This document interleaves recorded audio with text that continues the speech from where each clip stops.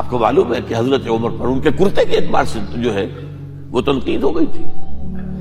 تنقید کرنے والا کون تھا؟ سلمان فارسی رضی اللہ تعالی عنہ، جن کے بارے میں حضور نے فرمایا سلمانو منا اہل البیت، یہ تو ہمارے اہل بیت میں سے ہے، اتنا قریب. حضور حضرت عمر خطبہ دے رہے ہیں اور وہ کہتے ہیں کھڑے ہو کر لا سمع ولا طاعہ، نہ سنیں گے نہ اطاعت کریں گے، کلمہ بغاوت ہے. تو کوئی ناگواری کا احساس نہیں. مجمع عام میں بات ہو رہی ہے. کیوں کیا بات ہے؟ یہ جو کرتا آپ نے پہنا ہے یہ ان یمنی چادروں سے بنا ہے جو مال غنیمت میں آئی تھی، اور جتنی ٹکڑا جو ہے ہر مسلمان کو ملا اس سے کرتا نہیں بنتا، اور آپ ہیں بھی طویل القامت، آپ کا کرتا کیسے بن گیا؟ فرماتے ہیں عبداللہ سے، اپنے بیٹے سے، عبداللہ ابن عمر رضی اللہ تعالیٰ عنہ، عبداللہ تم وضاحت کر دو. وہ کھڑے ہو کے کہتے ہیں نہ میرا کرتا بن رہا تھا نہ ابا جان کا، میں نے اپنے حصے کا کپڑا ابا جان کو دیا ہے، اس سے یہ کرتا بنا. الآن نسمع ونطیع، بس اب اس کے بعد آپ فرمائیے، آپ جو کہیں گے سنیں گے اور اطاعت کریں گے. یہ متوازن نظام، نہ ڈکٹیٹریت ہے کہ کوئی بول نہیں سکتا. تم اور حاکم وقت پر تنقید کر رہے ہو اور برملا کر رہے ہو. ایک عورت پکڑ لیتی ہے حضرت عمر کو رضی اللہ تعالیٰ عنہ. حضرت عمر نے آرڈیننس نافذ کر دیا تھا کہ اتنے سے زیادہ، اتنی رقم سے زیادہ مہر نہیں رکھا جا سکتا. کہ عمر تم کون ہوتے ہو ہمارے حق کے اوپر پابندی لگانے والے؟ جب قرآن میں ہے وَآتَيْتُمْ إِحْدَاهُنَّ قِنطَارًا، چاہے تم نے اپنی کسی بیوی کو ڈھیروں سونا دیا ہو تب بھی طلاق کی شکل میں واپس نہیں دے سکتے. قنطار کہہ رہا ہے، آپ کون ہیں روکنے والے؟ اور حضرت عمر فرماتے ہیں آج ایک عورت نے عمر کو دین سکھایا، آرڈیننس واپس. اسی طریقے کا معاملہ حضرت عمر کا یہ اجتہاد تھا کہ یہ جو زمینیں اتنی بڑی بڑی جو ہے سواد، عراق، ایران، مصر سب فتح ہو گئے، چند ہزار صحابہ. اب مطالبہ یہ تھا کہ یہ مال غنیمت ہے ہمارے اندر تقسیم کر دیجیے. جیسے حضور نے غزوہ خیبر میں جو زمینیں تھیں یہودیوں کی وہ مجاہدین میں تقسیم کر دی تھی. دلیل موجود، دلیل بھی سنت رسول سے ہے صلی اللہ علیہ وسلم. حضرت عمر کی حکمت کچھ اور کہہ رہی ہے.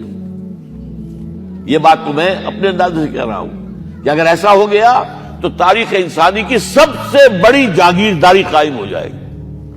کتنے بڑے بڑے رقبے جو ہے صحابہ کو مل جائے گا.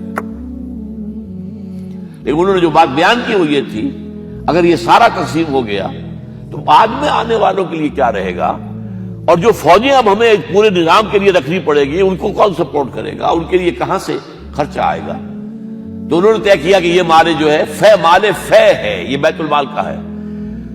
جو مال غنیمت ہے وہ صرف وہ ہوگا جو عین محاذ پر حاصل ہوا ہے، ہتھیار ہیں یا بھیڑیں بکریاں ہیں یا اور جانور ہیں، یا وہاں پر جو پکڑے جائیں گے قیدی وہ غلام ہوں گے، وہاں پر اگر عورتیں ہوں گی پکڑی جائیں گی، خریدیں ہوں گی.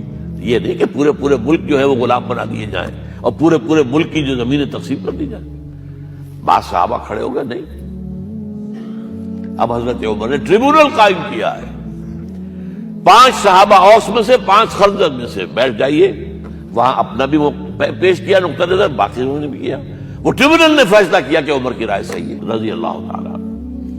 یہ نظام سید القوم خادمہم، یہ اگر کوئی کہتا، اگر یہ مثالیں نہ ہوتی تو کہتے کیا تمہارا دماغ خراب ہوا ہے، یہ شاعری تو تم نے اچھی کر دی ہے، سید القوم خادمہم کبھی ہوا ہے؟ لیکن عمر نے بن کے دکھایا ہے.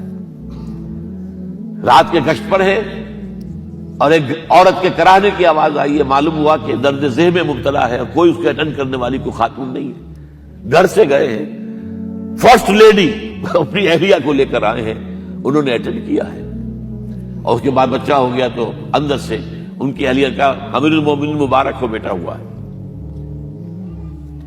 ایک اور دفعہ اسی طریقے سے گشت پر تھے، ایک گھر میں سے بچوں کے رونے کی آواز آئی.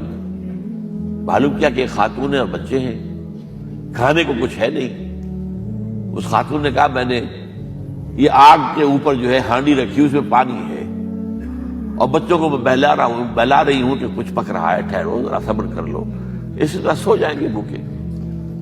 کانپ گئے حضرت عمر. گئے بیت المال سے اور بوری گندم کی لے کر اپنے کندھے پر اپنے غلام سے کہا میرے کندھے پر رکھو. اس نے کہا میں لے چلتا ہوں حضور. نہیں, قیامت کے دن تم میرا بوجھ نہیں اٹھا سکو گے. اور وہ اپنے کندھے پر لاد کر لائے ہیں اور وہاں کھانا تیار کروایا, بچوں کو کھلایا ہے. یہ نظام, یہ ہے رحمت للعالمینی کا مظہر. یہ جان لیجئے سیرت محمدی صلی اللہ علیہ وسلم کے جب آپ مطالعہ کرتے ہیں کہ وہ سارا انقلابی جدوجہد کا دور ہے, اس میں ابھی نظام کی جو خوبیاں ہیں وہ پورے طور پر سامنے نہیں آئی تھی. ابو بکر صدیق رضی اللہ تعالیٰ عنہ کا دور خلافت جو ہے وہ بھی کاؤنٹر ریولوشنری موومنٹس کو ختم کرنے میں صرف ہو گیا ہے, جسے انگریزی میں کہتے ہیں للی ان بلوم. نظام اسلام, اسلام کا نظام عدل اجتماعی جو ہے ایک کھلے ہوئے پھول کی طرح نظر آئے گا حضرت عمر رضی اللہ تعالیٰ عنہ کے دور خلافت میں. مساوات کا اندازہ آپ کر سکتے کوئی؟ خلیفہ وقت سفر کر رہا ہے بیت المقدس کا, کتنے کئی سو میل, میرے کم سے کم 500 میل تو ہوگا مدینے سے بیت المقدس. ایک اونٹنی ہے, ایک خادم ساتھ ہے, اسی اونٹنی کے اوپر راشن بھی ہے راستے کا, لہذا ایک وقت میں ایک آدمی سوار ہو سکتا ہے, دو نہیں. ایک منزل خلیفہ اوپر بیٹھے ہیں اور خادم آگے چل رہا ہے نکیل پکڑ کر, ایک اگلی منزل میں خادم اوپر بیٹھا ہے اور خلیفہ آگے جو ہے نکیل پکڑ کر چل رہا ہے.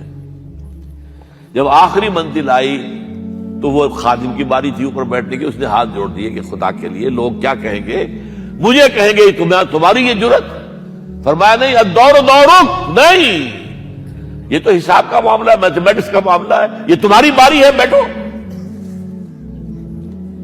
یہ بلندیاں, یہ عظمتیں, یہ عدل, یہ انصاف, اور پھر یہ کہ بوریا نشین, کوئی محل نہیں.